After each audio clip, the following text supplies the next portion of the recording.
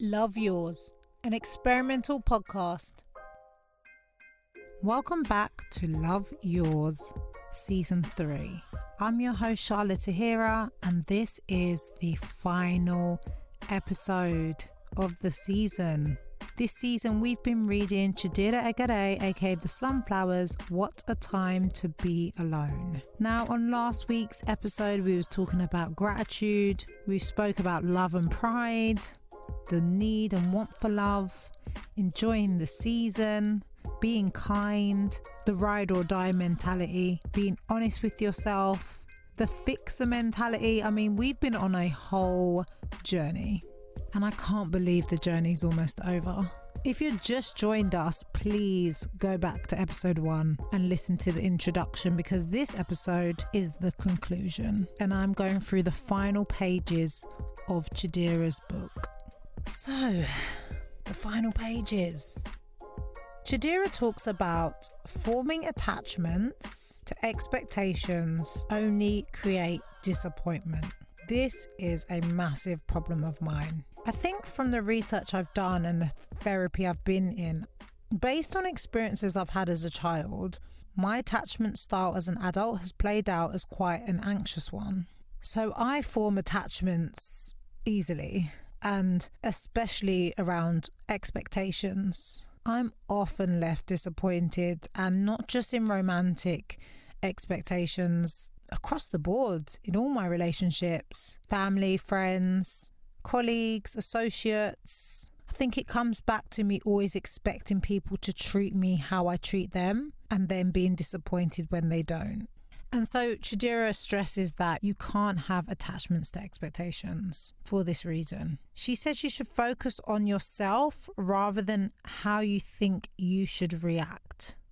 She says when you love a person, detach yourself from your expectations of how they should react to your affection, and instead focus on what this feeling means to you, because eventually everyone will disappoint us, which is so true. Even if it's not their intention, disappointment from people is inevitable. I'm learning that 100%. Chidera also stresses that controlling our expectations help us control our reality, and you should lower your expectations of others and raise your expectations of yourself. I've definitely been trying to do that since reading What a Time to Be Alone, because ultimately I can't control anyone except myself. I can't even control my 2-year-old. He had full-on tantrums this morning. Couldn't control it. So if I can't control my own child, who is currently a toddler, what makes me think I can control a full-grown adult, whether that be a parent, a colleague, a casual, a core shaker? And the sooner I accept that and stop thinking I can have these expectations, these great expectations from people, the happier I will be. She also goes on to say that anybody who wastes your time is actually wasting their own time too, and links that back to, karma. I never really thought about it like that. I always thought that they're wasting my time and it's like a game to them. But it's true, time wasted is time wasted. And when I think of all the time wasters, I actually put an indirect up on my socials over the weekend. It was dedicating a song. I said, dedicating this song to all the waste man who wasted my time. And if you get offended, perhaps you're one of them. And it does feel frustrating when you feel like someone has wasted your time. But it is so true that whatever time they've wasted of yours, especially if they don't get the outcome that they intended, well, it's a waste of their time too. And karma's going to get them. And it's going to waste their time double when they really need that time back. I really genuinely believe in sometimes accepting that the universe will pay them back. Chidera also emphasizes never settle for lazy love. You deserve better, and goes on to talk about feeling forgotten. As I spoke about in episode 1, this happened to me in 2022.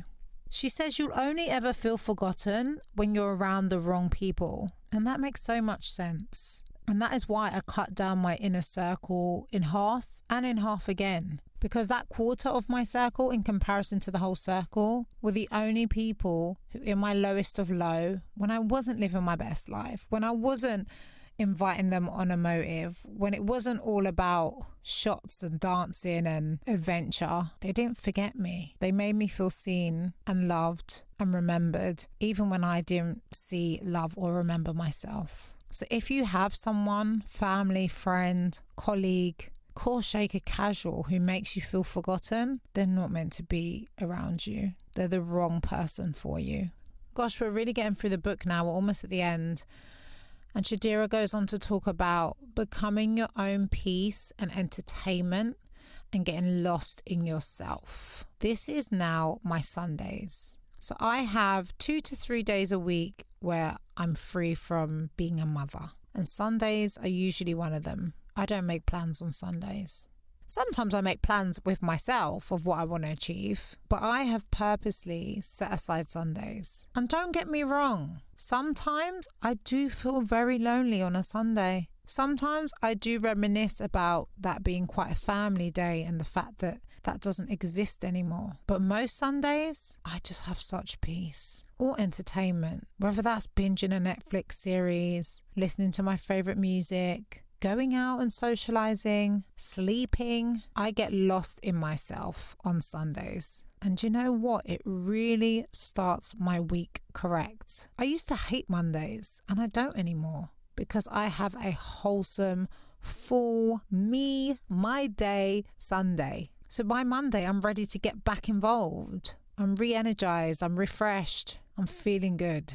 It's so important for you to be able to enjoy your own company. It's taken me a long time to learn this. Charlotte 10 years ago hated being alone. The thought of being alone, why? Why would I choose to be alone when I can be with people? But the peace Sundays bring to me, I can't describe it.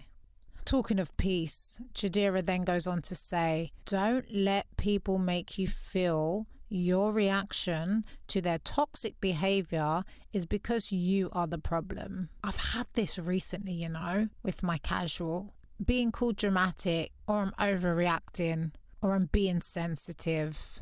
And if it wasn't for reading this book at this current time, I would have definitely taken that on board and felt like they were right and they were accurate in labeling how I was behaving. But thank God for Chidera Eggerue, because what I realized instead was, no, you're acting toxic and you didn't expect me to call you on it. And so now you're acting like I'm the problem. And it's not true. In fact, being able to label my emotions based on your behavior and how you're treating me shows how emotionally intelligent and self-aware I am. And actually, the fact you can't see what you're doing is not okay says more about you than it does about me. And talking of this casual, Chidera goes on to say, out of the wine comes the truth. Drunk texts and calls. There are truth behind those actions. Oh, I definitely did a drunk 11 phone calls to a casual a couple weeks ago. What is wrong with me? But the truth is, I spent 3 weeks trying to get over this casual, and with one drunken phone call revealed to them that I'm not over it. And I think that's what she means when she says, out of the wine comes the truth. But she also flags, just be cautious, because just because they're drunk and they're saying the things that they know you want to hear, that doesn't mean they've changed their behavior. Maybe the intention's there, but getting drunk does not give you a personality transplant. We've all been there. Drunk called, said how we really feel, woke up the next day and thought, what the hell was I doing? So just remember that. Just because you say it when you're drunk, there'll be some truth to it, but it doesn't mean what you say when you're drunk is the truth.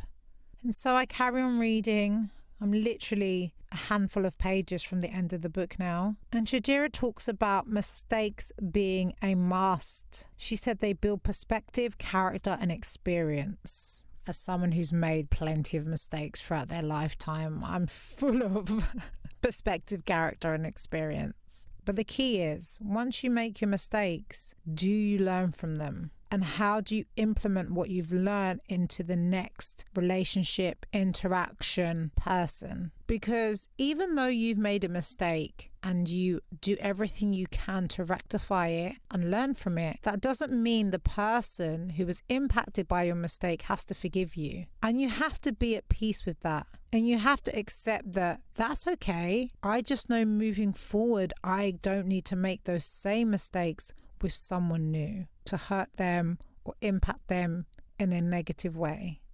And when you're on the other side of someone else's mistake, Chidera stresses that it's okay to change your mind about people. You're allowed to outgrow them. Don't let people pressure you into forgiving them, because until you've forgiven yourself, you won't be able to truly forgive them. So let me use my casual as an example. Basically, I really was beating myself up for allowing myself to be vulnerable, to be open, to share so much of my life with them. I really beat myself up, and I've kept telling myself, like, you got to be more guarded. You got to change, like, who you are.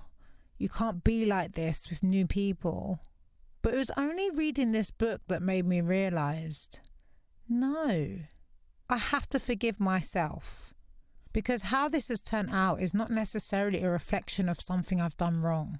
You was just being your true, honest self, and that's all you can ever be. And I had to forgive myself for catching feelings, for allowing myself to get carried away, and realize it's okay that you did that. And until I accepted that about myself, I could not forgive them for hurting my feelings. It's so crucial to forgive yourself first, and then you can truly forgive the person who hurt you. Chidera says, take your time. True forgiveness of others doesn't happen until you have been able to sit still with yourself, unpack your own reasoning, and finally let go of the judgment you've been placing not just on others, but on yourself. Accepting that you have let yourself down despite all the efforts you've made to maintain the standards you expect for yourself makes you feel like a fraud. It's nobody's place to rush you or pressure you into forgiving anybody for anything. No matter how much the sentiment benefits you in the moment, forgiveness of yourself can take a lifetime. And it won't always take a lifetime, but definitely be considerate of that. Isn't that wild? I've never really thought about it like that. Gosh, last couple pages now. Chidera stresses that regret is worse than rejection. Oh, 100%. Especially if you're an overthinker like me. I can't do regrets. If I feel something, until I get clarity on it, I will overthink it till every little detail has been analysed. And sometimes it's just better to ask the question, get the no, feel the rejection, and be able to close that chapter and move on from it. Because otherwise you'll never get over it. And you need to give yourself the time to. And some people think it's easier for other people because they seem like they've moved on. In reality, they're normally just bottling those emotions and those feelings. And that just prolongs healing. Sweeping it under the rug does not make it go away. It just puts it under the rug.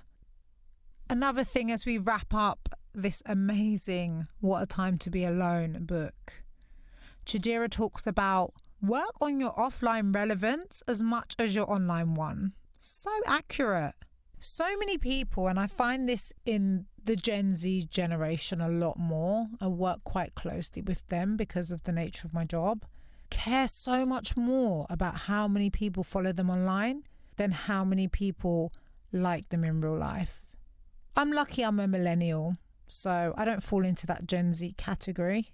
And I can hand on heart say that there are more people who have a strong impact from my connection in real life than the thousands of people who follow me online. It goes back to what I was talking about in a previous episode. Be kind. Treat people with respect. What will people say about you when you're not around? When your name's brought up in a room, what are the initial things that people want to say? How do you make people feel? It's so important. Anyone can go viral, from a cat to a grandma to a cow at the farm, but just make sure that anyone who connects with you in real life, offline, experiences the best version of you. Because I don't care what people say. Human interaction, that in real life connection, nothing will ever match that. And I want to just give my overall conclusion of this experience before I share some final quotes from Chidera Eggerue, aka the Slumflower. This may be our longest episode yet. This season has been a very challenging one. Exploring my relationships across the board, from family to friends to colleagues to associates to romantic, it's the most uncomfortable. I thought the financial season was uncomfortable, but actually feelings over finances every day, every time. I've learned so much about how I need to move forward, what I need to prioritize, and how to notice when, no matter who it is, in what relationship, how to handle some of the things they may throw at me based on their own trauma or their own problems. I even had to do this recently the other day. I walked into work beaming. I'd worked out in the morning. I'd got the kids to school on time. I was in such a good mood. And one of my colleagues was not having such a pleasant morning. And within a few minutes tried to shift my energy to be more like theirs. And it's almost like I had a little mental tennis rack batting the balls away. Like, no, that's not coming over here. No. To the point they even realised later in the day that I'd become standoffish with them in comparison to everyone else in the office. And so we was able to talk about it. And I was able to explain why I was acting that way and how their actions made me feel. I mean, for me, that's epic. A year ago, someone pisses me off in the office. I either react in that moment or ignore it but harbour ill feelings towards them. Whereas this time, if they hadn't come up to me, I'd already made up my mind before I left the office that day I was going to talk to them about it. So even just that, sometimes we get so in our heads because it's so emotive, but just pausing, assessing the situation and going back in calmly to have a conversation about what's happened, it changes the game, honestly. And I think they respected me more for it. I've also learned along this journey, I just can't be everything for everyone. I think that's my biggest problem, constantly trying to be everything for everyone. I've learned that often boredom and loneliness is the catalyst for bad decisions, and I've been able to acknowledge those feelings and stop myself from acting on them and making bad decisions. I've learned that even if it's a family member, even if it's a course shaker, sometimes people just need to be removed from your life. Or if not completely removed, you need to put up your boundaries so they have less access to you for your own peace, for your own mental well-being. Gosh, I feel like I need to go listen back to the whole season. I feel like whenever I'm feeling low, this is a go-to listen for me to remind me of everything I've learned. And even what a time to be alone. I mean, it's been on my bedside table since I started this season, but it's going to have to stay there, I think. That's what I love about the book. It's not a heavy read, and within 5 minutes, by reading one page, it can change your outlook for that day. It can change your mood for that day. I highly, highly recommend it to everyone, especially those who feel that their relationships are difficult. There's one conclusive thought that isn't linked to something Chidera has said, but it's just been really apparent to me while recording this season. I remember in episode 1, in the introduction, I was like, this podcast is going to be about all the relationships, family, friends, colleagues, associates, and intimate, of course. And I noticed that as the episodes went on, my most common relationship example reference I had was my intimate ones. And I just found that quite interesting because it just goes to show that no matter how many positive relationships you have in your life, whether it's your parents or your siblings or your friends or your colleagues, we all just want that one person, that other weirdo who completely gets us to our fullest and our weirdest. And actually to them, we aren't a weirdo. Everyone else is.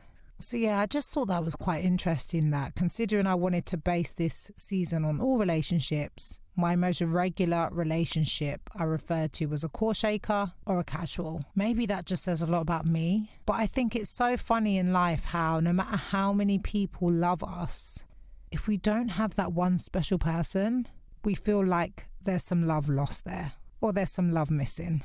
It's weird, isn't it? So yeah, I'm still yet to establish why when that one person or that one relationship is missing, it feels like an incomplete puzzle. But what I do know from this journey and reading this book is that loneliness, as Chidera talks about, that boredom from that lack of intimate partner is just actually an opportunity for me to fill up my own cup, learn more about myself, and give the love and energy to myself that I deserve, that once someone does come along, I won't have as much time to do. So let's go back to the book after that little diversion. Final words from Chidera from the final pages. She says, if it hurts a lot all the time, it ain't love, it's prison. Oi, oi, oi, oi, oi. That is some poetry. I feel like I need to print out that quote and put it on my vision board, because I definitely have been in prison for a long time. She says, feel secure in your solitude. Occupy yourself with your goals and focus on creating a life you love, and you'll outgrow your troubled self. And I've been doing that across this season. I've been really focused on my goals and really focused on doing more things I love day to day, so I enjoy life day to day. And the toxic Charlotte from a year ago, who might have said something wild or reacted in a really dramatic way, I can already see she isn't who I am today. And that's just 10 weeks. 10 weeks ago. Outgrowing your troubled self is a lifelong journey, especially if, like me, you've had a very traumatic start to life, but it's still possible. And my final words, and this is a quote from the last page of What a Time to Be Alone. A great way to end this season. Chidera says, even if you're alone, you're still in the best company. Being alone will always be a win because you already live a full and amazing life on your own with great prospects and a delightful future. This book is dedicated to oiling your skin, taking your vitamins, going to cool places alone once in a while, and avoiding scenarios that make you second guess yourself. No matter how intense the dopamine rushes, may you find security in your solitude. I really hope that as you've listened to this season, you've found strength in your solitude. You found hope in your relationships moving forward, and you've enjoyed listening. Oh, I feel a bit emotional. I don't know. End of a chapter, end of a book. Thank you so much for listening to season 3 of Love Yours, an experimental podcast. I've been your host, Charlotte Tahira. Don't forget, of course, to like, follow, subscribe, share. Listen back to season 1 and 2 if you haven't already. And I will speak to you on season 4. Thank you. Love Yours, an experimental podcast